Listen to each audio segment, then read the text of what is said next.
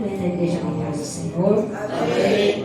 Quero convidar os irmãos para nós lermos a palavra de Deus no livro de Mateus, capítulo 17, versículo 1. Evangelho segundo escreveu Mateus, capítulo 17, o versículo 1.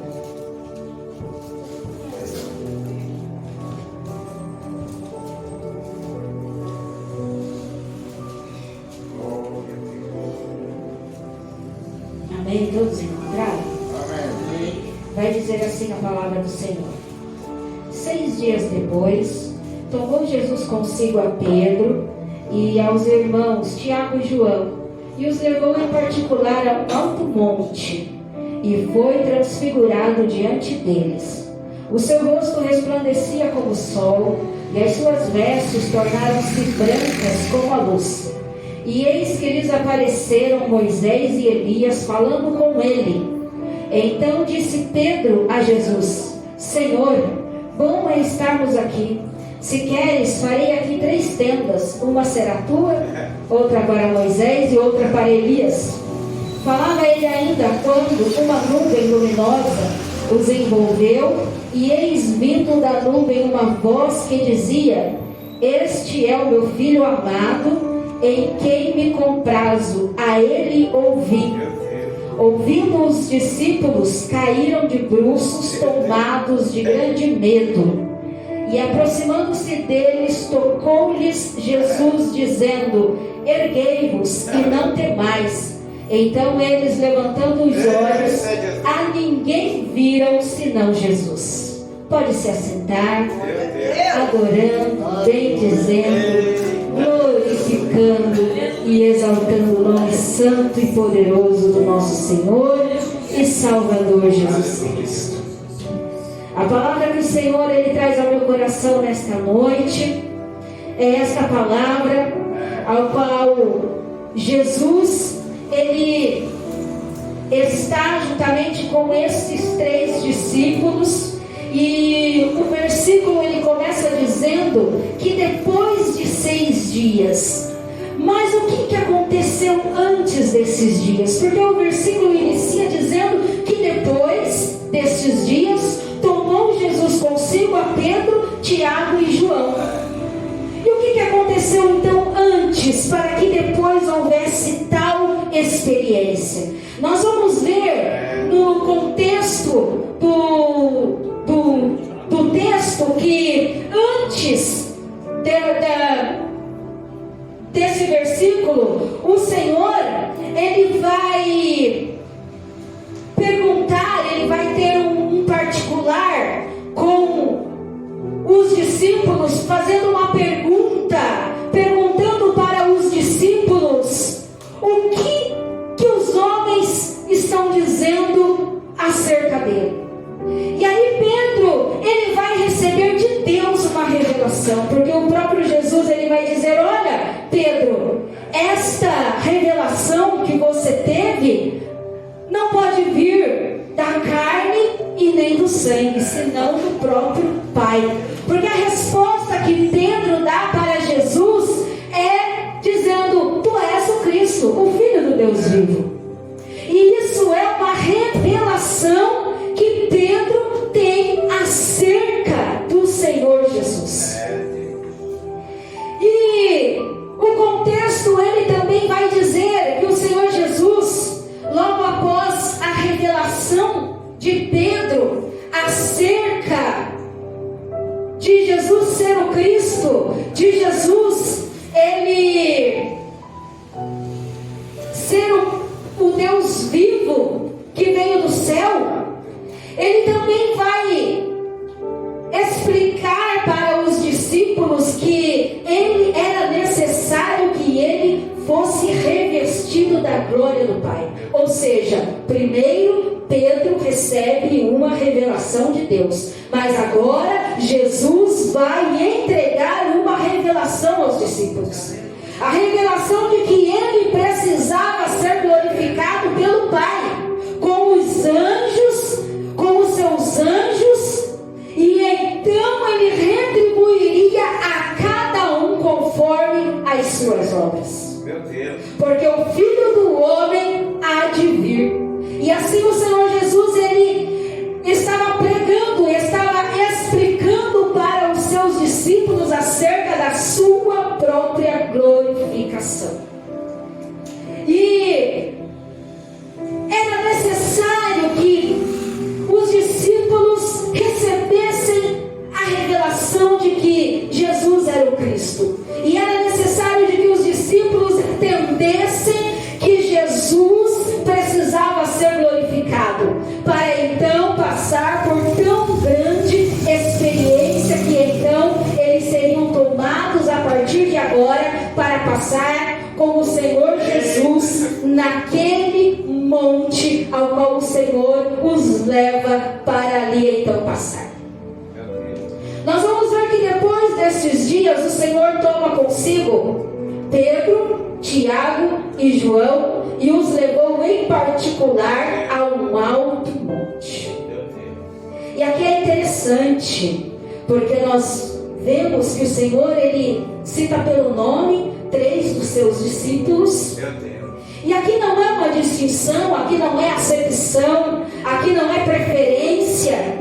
Aqui é uma escolha do Senhor, aqui é algo que o Senhor ele faz acerca da sua vontade, acerca do seu querer, porque a sua palavra ela vai dizer que a uns ele chama para apóstolos, outros para profetas, outros para mestre, a cada um o Senhor chama para algo específico. E a Pedro, Tiago e João o Senhor chamou para uma experiência específica com ele.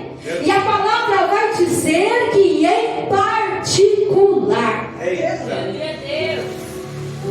Então nós vamos entender que em determinados momentos será necessário nós termos um particular com o Senhor. Em determinados momentos o Senhor vai nos chamar para um particular com Ele. Em determinado momento o Senhor ele vai nos escolher, Ele vai nos chamar, Ele vai determinar e Ele vai separar um lugar reservado, um alto monte, ou um vale, ou um deserto, ou algum lugar para ter um particular conosco. Porque Ele quer nos mostrar algo, porque Ele quer nos ensinar algo, porque Ele quer nos capacitar para algo. E nós vamos ver que o Senhor Jesus ele precisava, ele tinha pressa de que os seus discípulos estivessem aptos para a missão que eles tinham pós a sua subida aos céus. Os seus discípulos eles teriam muito trabalho na terra para fundamentar a igreja após a subida de Jesus. E os discípulos não estavam preparados. E Jesus precisava preparar os discípulos. O Senhor ele tem pressa na sua obra na terra. O Senhor ele tem pressa na salvação de almas. O Senhor ele tem pressa na obra que Ele quer fazer, mas Ele olha para nós, Ele olha para os seus servos na terra e Ele diz: não está preparado. É necessário um particular. É necessário chamar para o alto monte. É necessário chamar para um vale. É necessário chamar para um deserto. É necessário chamar para um particular, para que nós possamos entender, para que nós possamos ser moldados, tratados, capacitados pelo Senhor. Por que Pedro, Tiago e João? Porque nós vamos ver que Pedro ele pode muito bem representar uma categoria de crente. Pedro ele pode representar a categoria de crente que oscila na sua espiritualidade. Crente que ora está andando sobre as águas. Crente que ora está a todo vapor. Crente que ora está fazendo todas as coisas na obra do Senhor. Crente que ora está orando, jejuando, pregando, cantando, adorando, profetizando, firme nos propósitos do Senhor. Mas em outro momento está afundando. Em outro momento está submergindo. Em outro momento está gritando: Senhor, socorre-me, porque eu estou me afogando. Ele oscila na sua espiritualidade. No momento ele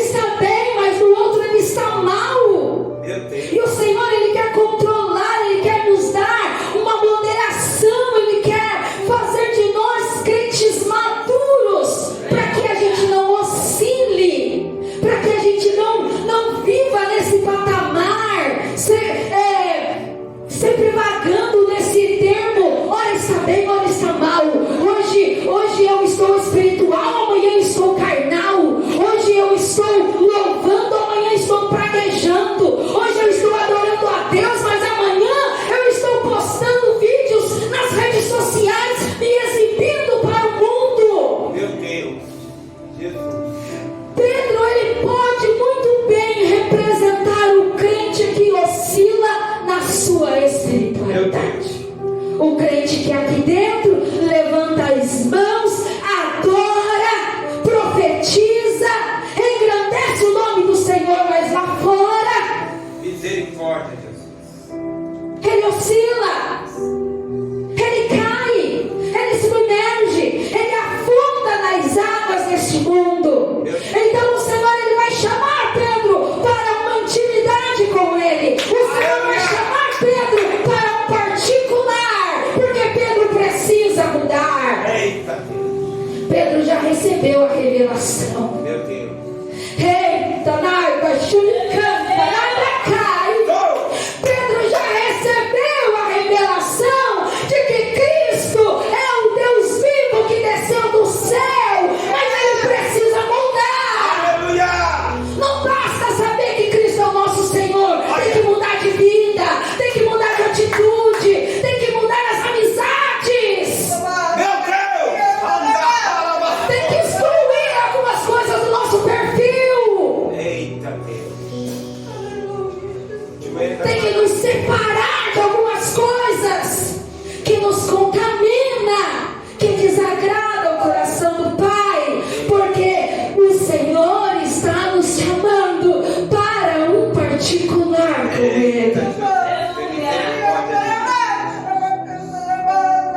misericórdia, Senhor, Aleluia!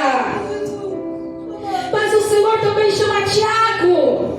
E Tiago, ele pode representar o crente Marte, o crente que será perseguido muito cedo, o crente que muito cedo ele vai ser provado, muito cedo ele vai ser perseguido, muito cedo ele vai ser testado nas suas forças, e quem sabe ele não terá forças para resistir até o fim.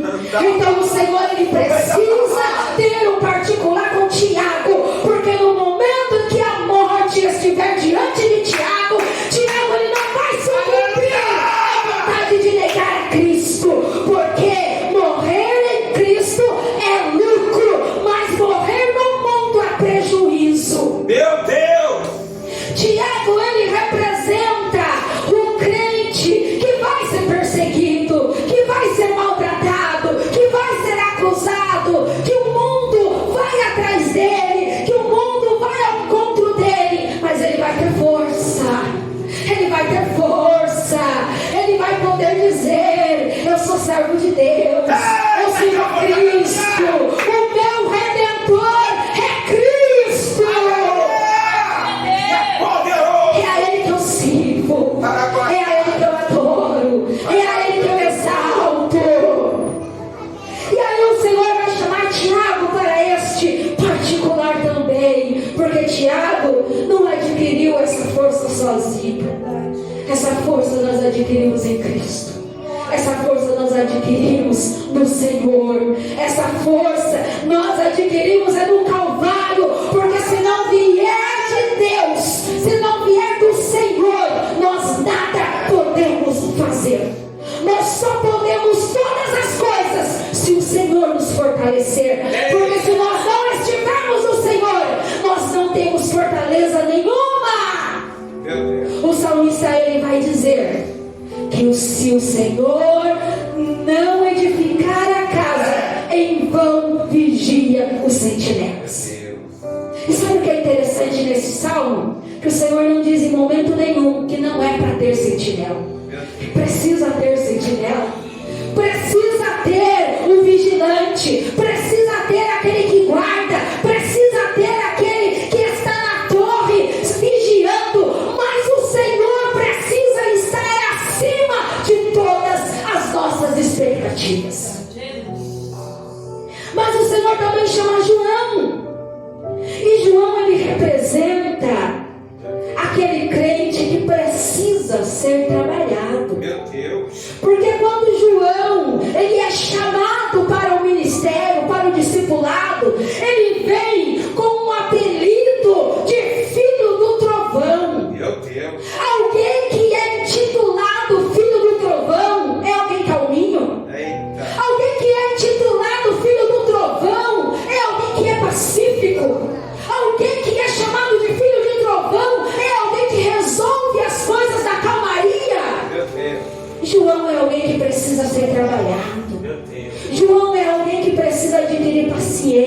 paciência, é alguém que precisa aprender a esperar no Senhor. João é alguém que precisa deixar as suas causas na mão do Senhor, que precisa aprender a deixar Deus trabalhar na vida dele.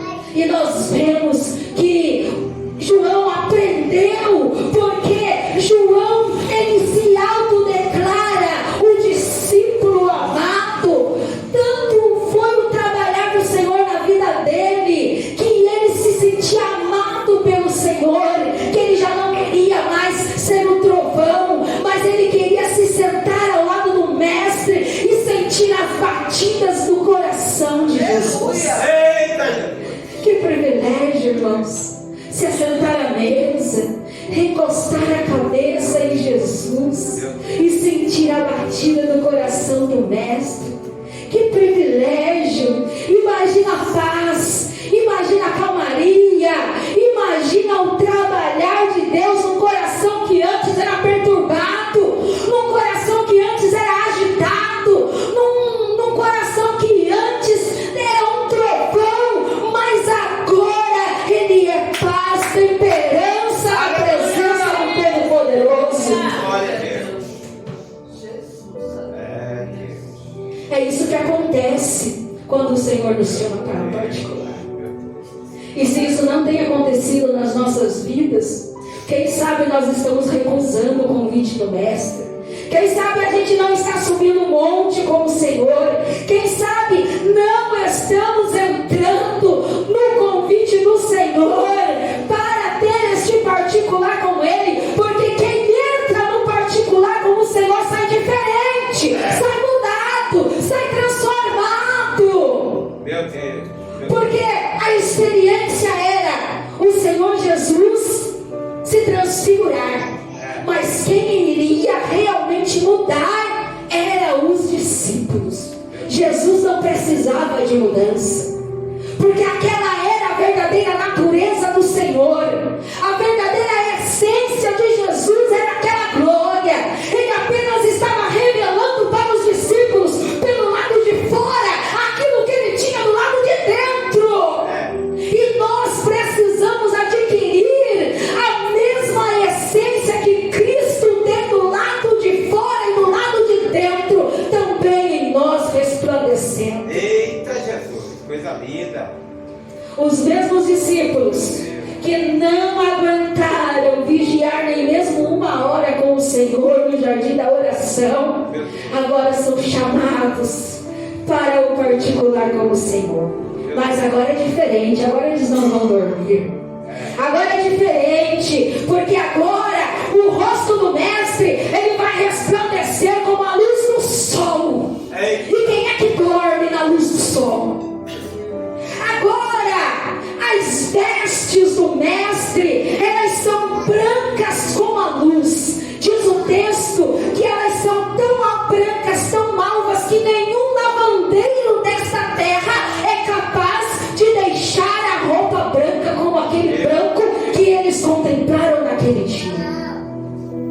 Meu Deus. Essa era a essência do Mestre, essa era a essência que Jesus precisava revelar para aqueles discípulos, porque de todos os 12, estes eram os mais próximos de Jesus.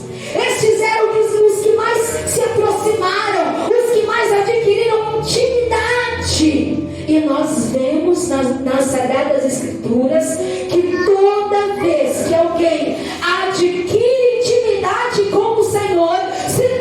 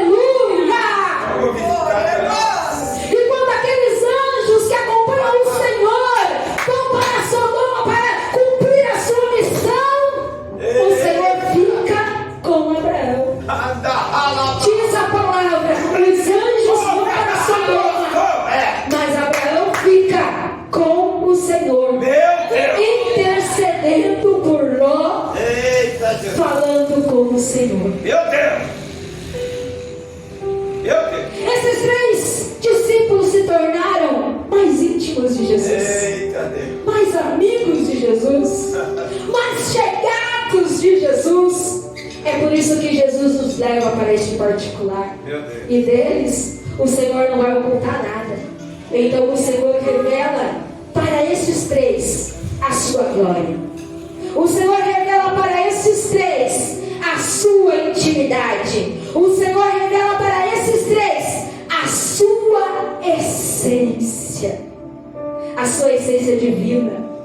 Porque Jesus, aqui na terra, ele possuía um corpo humano, uma vida humana. Ele comia, bebia, andava, dormia. Era um ser humano comum. Embora ele tivesse toda a unção, toda a autoridade de Deus, ele era um ser humano comum. Ele até decepcionava pessoas. Porque os fariseus eram decepcionados com Jesus. Os judeus eram decepcionados com Jesus. Eles queriam um Messias rico. Eles queriam um Messias vindo num trono. Eles queriam um Messias vindo de um berço de riqueza. Eles queriam um Messias para governar em glória, para governar politicamente, para governar e guerrear terrenamente. E Jesus decepcionou eles humanamente. Mas ali o Senhor, ele vai apresentar a sua essência e glória para os seus amigos. Tem coisa que Deus só vai mostrar para os seus amigos. Tem coisa que Deus só vai contar para quem ele tem intimidade. Tem coisa que Deus só vai revelar no secreto para quem se achega, para quem fica perto, para quem cria laços de intimidade com Ele. Então é momento da gente criar intimidade com o Senhor, aprofundar o nosso relacionamento com o Senhor, sair do raso e entrar nas dimensões mais profundas do nosso relacionamento com Deus e dizer: Senhor, eu sou teu amigo. Senhor, eu quero ser o teu melhor amigo. E ali naquela transfiguração, naquela revelação de glória, também acontece uma visão. E ali vai aparecer Moisés e Elias. E esses 2 personagens do Velho Testamento, eles vão conversar com o Senhor Jesus. Eita Jesus. Aleluia. Moisés e Elias, eles aparecem nessa visão conversando com o Senhor Jesus. E aí os discípulos, eles veem a visão e Pedro logo se precipita, se alegra, se emociona, sente emoção e já quer logo levantar uma tenda, já quer logo levantar um altar ali, já quer logo se precipitar, colocar, conforme diz o ditado, o boi na frente da carroça, sem entender as coisas de Deus. Porque o que significa esses personagens? Moisés, ele representa, ele simboliza a lei. E Elias, ele representa e simboliza os profetas. Porque a lei e os profetas até ali falam a respeito de Jesus. A lei e os profetas até o presente momento, ela vem pregando acerca do Messias que viria, acerca daquele que viria para resgatar as nossas vidas. A lei pregava sobre Jesus, os profetas falavam acerca daquele que nasceria para redimir os nossos pecados. Mas eles representam a velha aliança. Moisés representa a lei, e a lei nunca conseguiu salvar ninguém. Elias representa os profetas, e os 2 representam a velha aliança. Mas ali está o centro de todas as coisas, o próprio Jesus.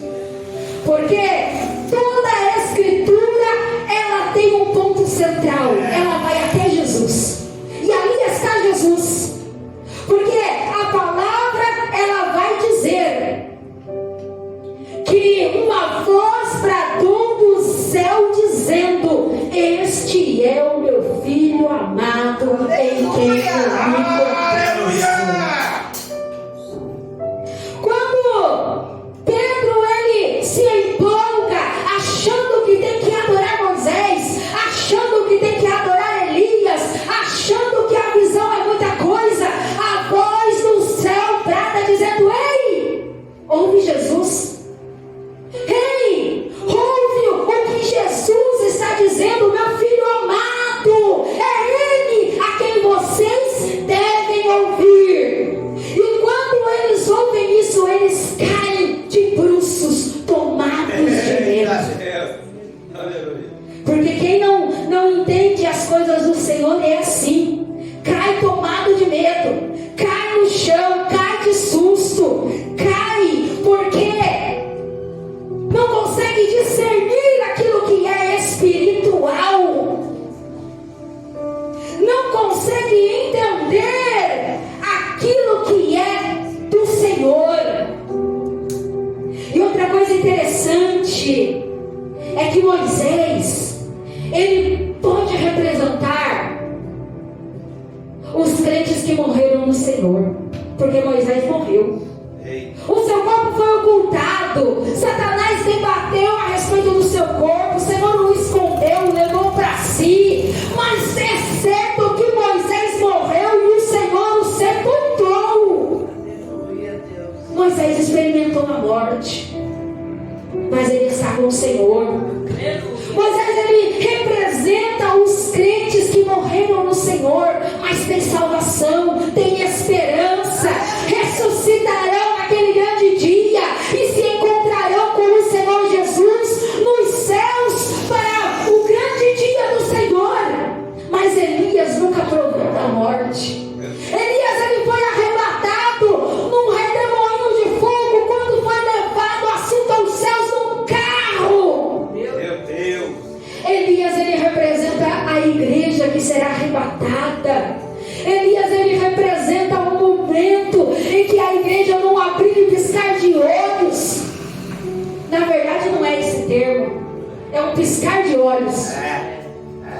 Elias, ele representa a igreja que no piscar de olhos será arrebatada desta terra, será levada, será raptada e estará nos céus de glória com o Senhor. Não morrerá, não passará pela morte, mas estará lá no céu, contemplando a grandeza do Senhor. Então aqui nós vemos figuras de linguagem, aqui nós vemos simbologias que o Senhor permitiu que os seus amigos pudessem ver. Aqui nós vemos uma simbologia que Jesus, ele permite os seus amigos poderem ver para depois compreender melhor as coisas futuras, e não para idolatrar este ou aquele, não para levantar altares para quem não merece altar. O único altar precisa ser levantado no meu e no teu coração, e este altar é de Cristo, este altar é do Mestre, este altar é para aquele que derramou o seu sangue na cruz do Calvário por mim e por você. Este altar é para aquele da qual a lei falou e os profetas pregaram acerca dele. O único altar que precisa ser levantado na minha e na tua vida é para o nosso Mestre, Senhor Jesus. Mas além da figura de linguagem de Moisés e Elias, que representava a velha aliança, e além de Cristo, que é o centro de todas as coisas, ainda estavam ali naquele monte os 3 discípulos, Pedro, Tiago e João. Porque Deus não faz nada em vão. O Senhor, ele não faz nada por acaso. acaso? Ou você acha que é por acaso que você está aqui nesta noite? Você acha que foi por acaso que o Senhor te escolheu? Você acha que foi por acaso que Deus te salvou? Você acha que é por acaso que Deus tem trabalhado na tua vida? Não é nada por acaso. Deus não faz nada por acaso. Tudo tem um propósito. E o propósito, a simbologia de Pedro, Tiago e João naquele monte é que eles representavam Israel redimido. Israel irá se redimir. Israel vai reconhecer que Cristo é o Senhor. Eles também irão dobrar o seu joelho diante do Senhor e proclamar que só o Senhor é Deus. Eles também irão dizer que este Jesus que eu e você adoramos, Ele é digno de toda honra, de toda glória, de todo louvor e de toda adoração. Continuemos adorando o nosso Cristo. Continuemos adorando o nosso Senhor e Salvador Jesus. Porque Ele morreu por nós na cruz do Calvário.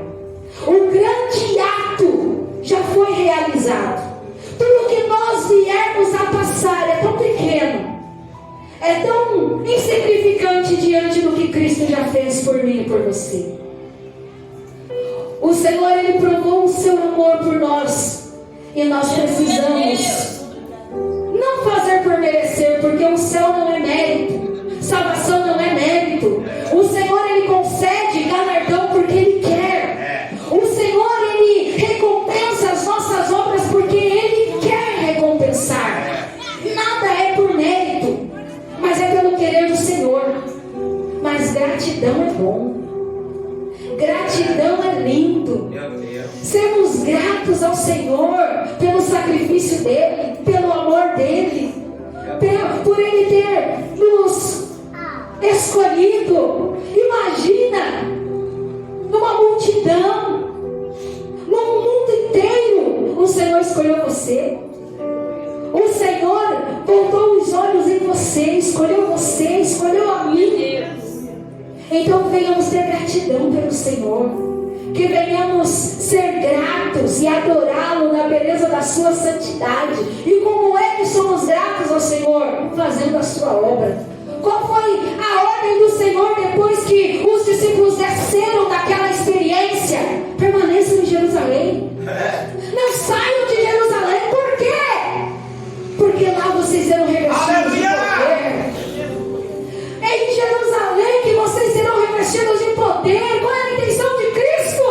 Para que eles recebessem o Espírito de Deus, o Espírito Santo, para que eles pudessem resistir a todo tipo de ataque, a todo tipo de perseguição, para que pudessem ter um Consolador, para que eles pudessem a todo momento estar protegidos e guardados, assistidos. Jesus, Ele foi aos céus, mas Ele deixou o Consolador conosco.